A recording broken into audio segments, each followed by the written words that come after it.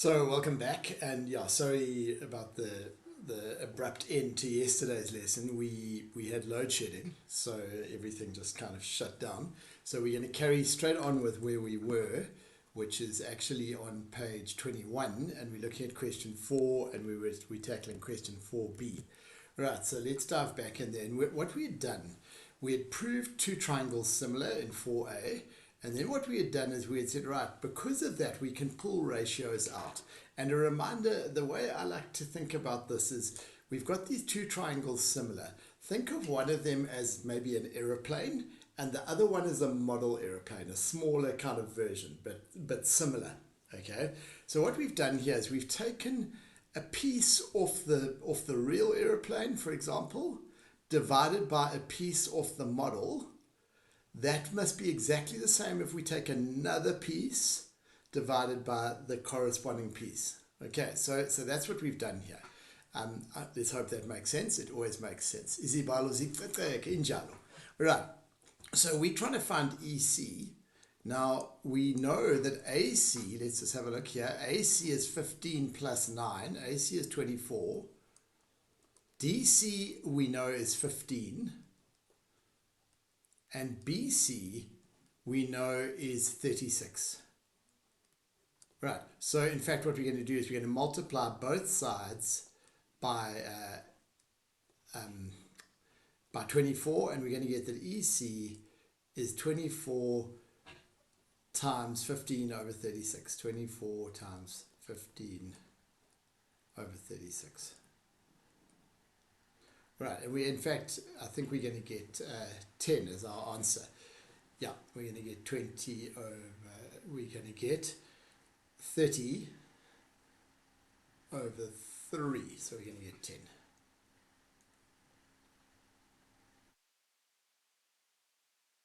Okay, and that will be 10, I think these are, doesn't say, just 10 units.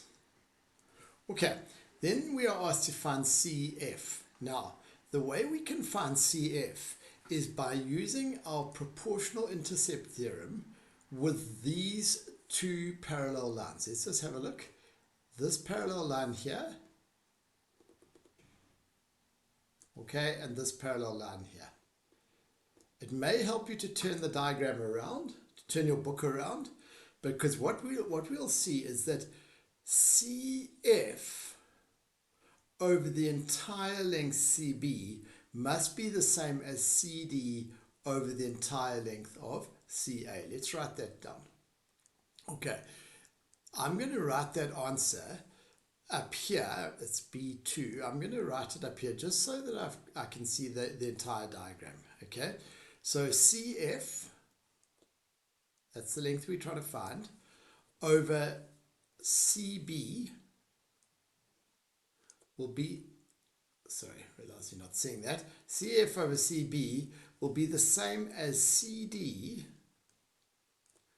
over CA. And the reason for that is we can either say proportional intercept theorem or line parallel to one side of a triangle.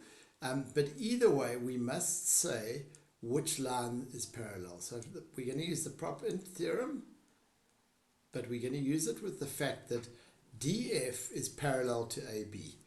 DF parallel AB. Okay, right. Now, CF, we don't know. CB, we know is 36. CD is 15. And CA is 24. Okay, so now we're going to get 36 times 15 over 24. So we're going to get CF equals 36 times 15 over 24. I think it comes to, that's 1.5. 36 over 24 is 1.5. So it's going to come to 22.5 units. Okay, that's the answer to B2. Right. you would have filled it in there. Then the last piece we asked to find is, well, what is FE? All right, and we've worked out CE is 10, and this whole thing is 22,5. So I'm going to fill this last little one in over here. B3, the answer to that is just going to be 12,5 units. Okay, because so the whole thing is 22,5. This piece over here is 10. So this piece over here must be 12,5. Okay, right, let's turn over and look at the next one. Now this question over here definitely seems to involve our proportional intercept theorem again. Okay, pause the video briefly, try it yourself, and then let it play again and see how you went. Okay, so let's take a look. What we've got, and we're going to start off, we're going to use these parallel lines. This parallel line and this parallel line. Okay, and we're going to just, in our mind's eye, we're actually going to try and shut out the rest of the diagram. So we're going to try and ignore this bottom piece, okay? Now, this as to this will be the same as this as to this. So 80 as to 120 will be the same as 80 as to 120 actually can simplify down to, if we divide both by 40, we get 2 as to 3. 2 as to 3. So over here, I'm going to write 2p, and here I'm going to write 3p. Okay, that is because of those ratios. At the moment, we're just trying to sort of think this through. All right, now, if we now look at the diagram and we imagine using these parallel lines, that one there, and that one there, then we know that this piece, whose length we know, over the entire thing will be the same as 2 as to 5. 2p as to 5p. Okay, so let's write all of that down now, okay? Let's start off by saying, let's see, dh to hf will be 80 as to 120, which is actually 2 as to 3. And I'm actually going to write what it equals to over here. It's actually equal to dk over kg. Okay, might have made more sense to write that on the left, but anyway, there it is, okay? So we know that dh, and the reason for this is the proportional intercept theorem. Don't forget to mention which lines are parallel. We're using the green line, so it's HK parallel to HF. Now what we're going to do is we're going to say let DH be 2P and HF be 3P. What that's doing, it's just communicating that ratio. All right, now we can say, but DG over DE, remember DE is what we're trying to find, will be the same as DH as to DF. Now that is using the yellow parallel lines. So it'll be the same as 2P as to 5P. Right? And the reason here is prop int. This time we're using GH parallel to EF.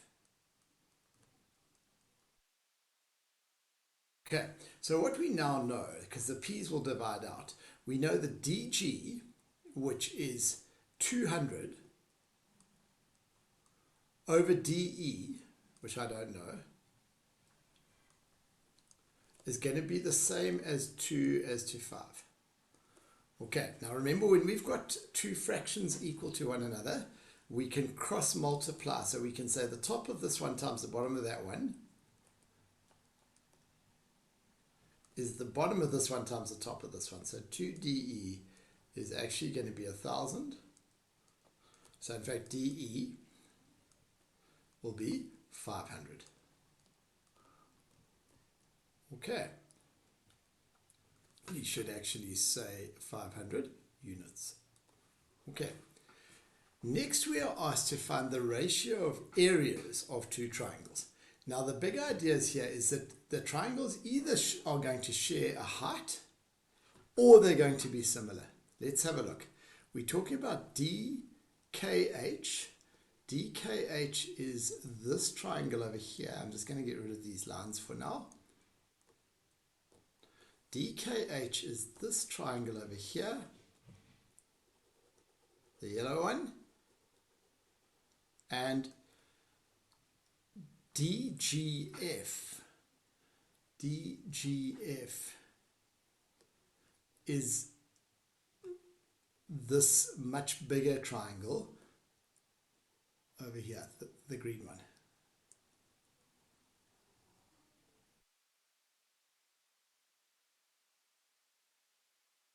We're talking about the yellow one and the green one. Are they similar? Yeah, they are similar. They're definitely similar. Whenever we have the proportional intercept theorem, we also always have similar triangles. D is common. This angle over here is equal to this angle over here. Corresponding angles, parallel lines. And this one over here, I'm going to put a little X, is equal to that one over there. Corresponding angles, parallel lines. So these triangles are in fact similar. All right, and because of that, the areas will be in the square of the ratio of their sides. Okay, so let's take a look at this. Let's write this all down.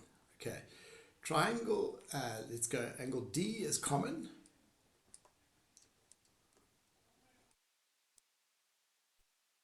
Okay, we've got DKH equals DGF.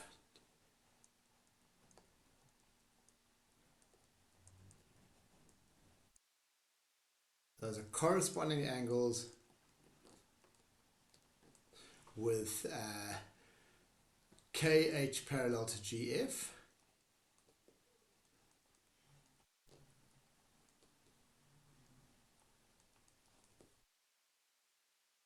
We've got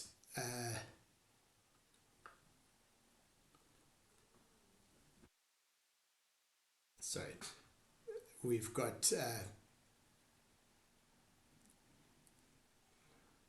so I'm just looking back here. I said KH is parallel to HF here. This should have been KH is parallel to GF. Okay, sorry. Okay, KH parallel to GF.